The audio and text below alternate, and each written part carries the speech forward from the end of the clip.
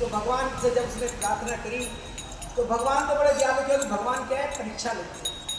बरक परीक्षा के भगवान अगर ऐसी हरेक को भगवान अपने पास बुला लेंगे तो वैकुंठ में जो जगह है ना वो थोड़ी पड़ जाएगी। वैकुंठ में हरेक कोई नहीं जाता, वैकुंठ में वो जाता है जिसका मन प्रभु में लीन हो जाता है, और लीन होने के बाद ही प्रभु उसको लेते हैं। तो बड़ा दुख हुआ, इससे मुक्त होने का पाक खुलने लगा। वह सदैव चिंता में लगा कि मैं क्या करूं, किस प्रकार चिंता में मुक्ति पाऊं। एक समय की बात है, इस चिंता को कौन मिटाता है? इस चिंता को मिटाने वाले कौन है? ऋषि मुनि, परमात्मा नहीं है। परमात्मा किसी की चिंता नहीं मिटाएगा। आप लिख लो कोरे कागज पर, परमात्मा किसी की चिंता मिटाने के लिए संतों को, ऋषियों को, मुनियों को, भक्तों को भेजता है और वो उनको उपाय बताते हैं। और वो कौन होते हैं? वो साक्षात भगवान का ही रूप होते हैं।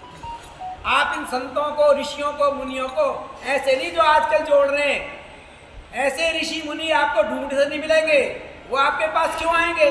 उन्हें क्या चाहिए? उनके लिए तो खाने को भी कुछ नहीं चाहिए। उनके पास तो इतनी प्राण वायु, मान वायु होती है कि वो उसी में ही अपना गुजारा कर लेते हैं। वो 100-100 साल ना खाएं। तो इसलिए आजकल जैसे साधु नहीं है, आजकल के साधु नहीं है, आजकल के स्वादु हैं। तो वो साधु जो होता है वो कभी किसी के घर मांगने नहीं आता।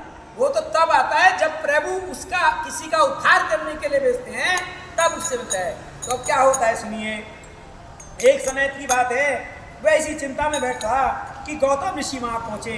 राजा ने प्रणाम किया और अपनी दुख भरी कथा सुनाने लगा।